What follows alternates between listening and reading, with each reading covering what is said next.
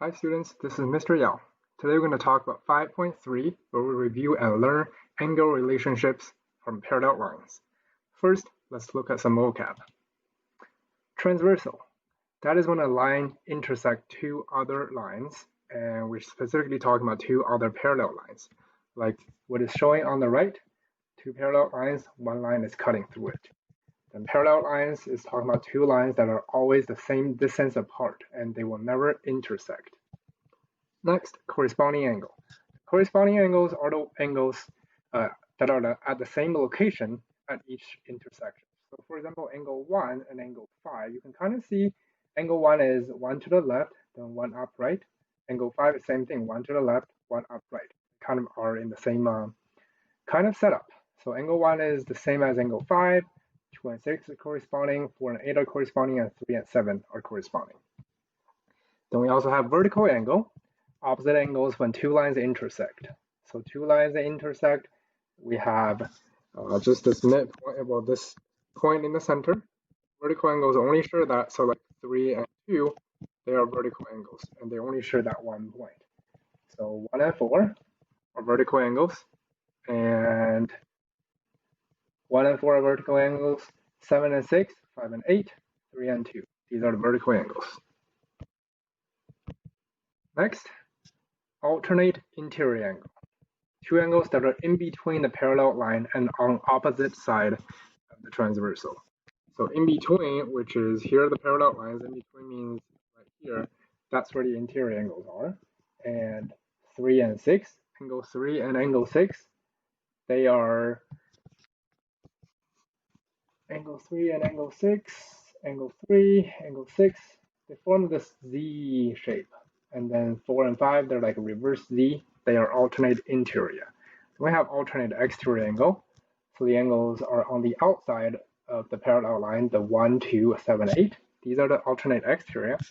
1 and 8, 1 is on the left, 8 is on the right side. So that's how it's alternate exterior.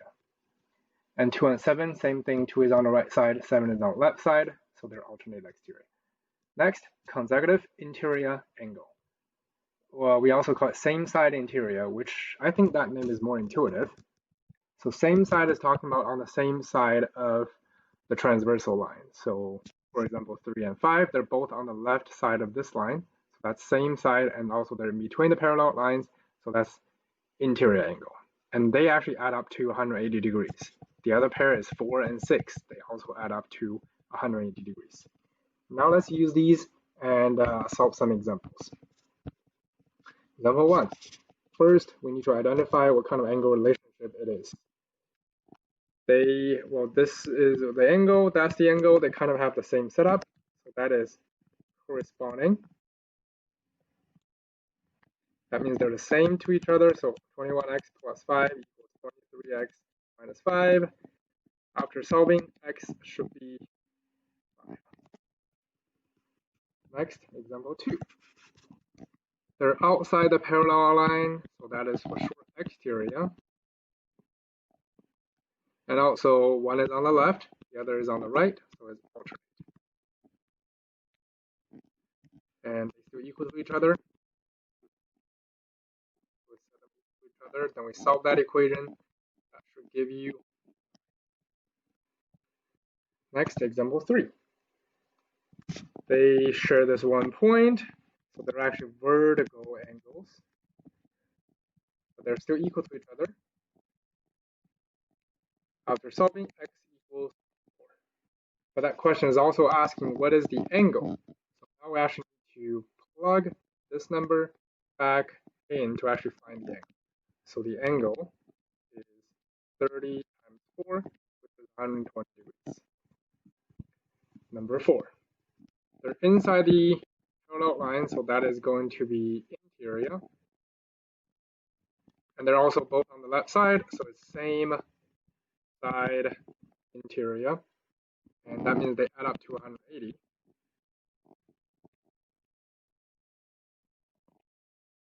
After solving, that is 198 minus that. So after solving, x equals -9. But we're not done. It's also asking to find the angle. So we're going to put it back in for that and back in for that. angle 1 is -9 plus 109, which is 100. Angle 2 is -9 plus 89, so it's 80 degrees. That's example 4. Next, example 5. For this one, it's more important to actually identify the transversals clearly. One thing we do need to know is, if you look at this line right here and this line right here, they have this extra little arrow on there. And that's indicating these two lines are parallel to each other. If I want another pair, I can actually choose to draw, say, like 2 arrows on there. That can indicate these two are actually parallel. But in this case, they're not. That's, even though the question didn't say which lines are parallel, we can actually use these notations to actually tell. These two lines are parallel. This first line is cutting through, so we actually have this transversal right there. That's our first transversal.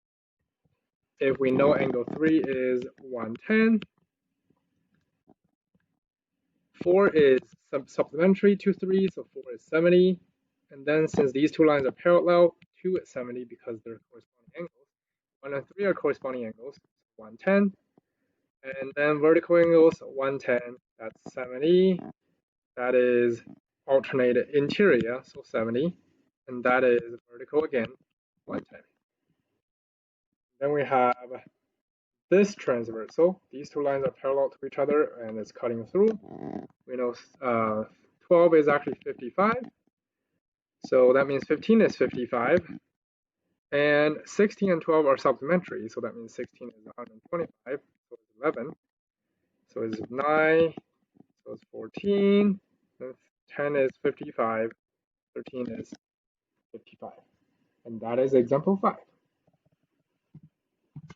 Next, example 6.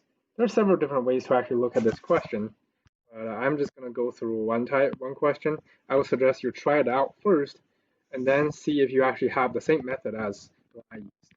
First, we know 1 is 50, 3 is 60. So 3 is vertical with that angle, or actually, I'm not going to do that. 3 is supplementary to this angle. That means this is 120. And these two angles are actually corresponding angles. So 8 is 120. If 8 is 120, that means this angle is 120. And here's another thing. You can see these two lines, they have the 2 arrows on them. They're parallel. And these two lines have 3 arrows on them. That means they're parallel. So that's how we indicate parallel lines. So if this angle is 120, that means 5 has to be 60, because that's supplementary. Next, 1 is 50. That means this angle here is 50. And these two lines are parallel. So this is 50. Well, these two lines are parallel, so this is 50. But then the top and the bottom, these two lines are parallel. So that 4 is actually 50. Now we have a triangle. And we should know the inside of a triangle is actually going to be 180 degrees. So that means 6 is 70. Because 6 is 70, that means 2 is supplementary. So 2 is 110. And same location, that means this is 110. Vertical angle, that is 110. Or you can think it as 2 and 7 are actually the exterior, alternate exterior angle of these two parallel lines and that transversal. So it's always about identifying our transversals, which is one line cutting a pair of parallel lines. Next, example 7. We have these two lines parallel to each other, so we actually have right here, this is alternate like interior, that is 64. So we can clearly see this is supplementary. So 3x plus x plus 64 is 180. After solving, that's 116 divided by 4. So x is going to be 29. If x is 29, because they're alternate interior, x is 29, which equals 0.5y, so y is 58. Because that is 29, z would be 180 minus 29, which is 151. That's example 7. Example 8. There are several different ways to actually do that question as well. I'm going to show a couple of different ways. One, we can extend this line and use some triangles to extend this line. So we know that's 32. This has to be 32. And since that is 140, this has to be 40 because they're supplementary. If 40, 32, that means this has to be 108. And that means angle 1 is 72 degrees. So that's one way to do it. And here's another way. I'm just going to use a different color. If I draw a line right here, I'm cutting through this angle 1. I can actually clearly see there is alternate interior right here. That means this is 32. And I also have interior, alternate interior right here. Since that was 40, so this angle now has to be 40 degrees, which means no matter what, it is 72 degrees. You can also draw lines like this to actually form some 90 degrees and use the two triangles, or you can extend this line. So there's quite a few different ways. So I suggest you actually try it out first and then see which method you have used. That's example 8. Next, example 9. Parallel lines, that's indicating these two are parallel, these two are parallel. So we can clearly know x and 106, they are same side interior.